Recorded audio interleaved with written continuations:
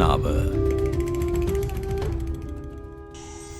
අනුරාධපුරයට දළදා වහන්සේ වැඩම වූ පුවත සැලවූ වහාම ප්‍රීති ප්‍රමෝදයට පත් එවක අනුරාධපුරයෙහි රාජ්‍ය විචාල සිරි මේඝවන්න රජු පාගමනින්ම මේඝගිරියට ගොස් දළදා වහන්සේ අලංකාර රථයක තබා පෙරහරින් වඩමවා සිංහාසනයෙහි තැන්පත් කළේය. පසුව දේවානම් පියතිස්ස රජු විසින් ඉති කරන්නට යෙදුණු ධම්මචක්ක ගේහයෙහි දළදා වහන්සේ වඩා හිඳුවන්නට වූයේය.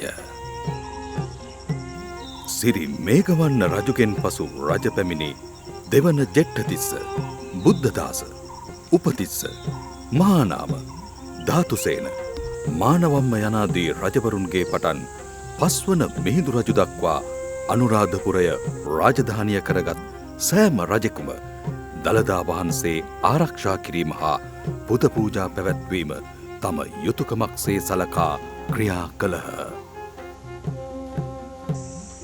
දළදා වහන්සේගේ ආරක්ෂාව අභයගිරි වාසික භික්ෂූන්ට පැවරුණි. පස්වන සියවසේ සිංහල ද්වීපයට පැමිණි පාහියන්ගේ දේශාටන වාර්තාවල දළදා ප්‍රදර්ශනයක් ගැන වර්ණනා ඇතුළත් වේ.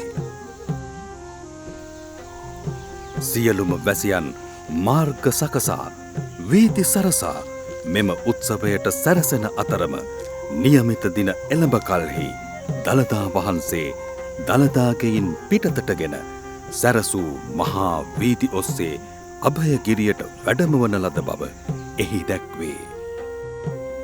දීර්ඝ කාලයක් දළදා වහන්සේ අනුරාධපුර රාජධානියේ තැන්පත් කර තිබුණේය.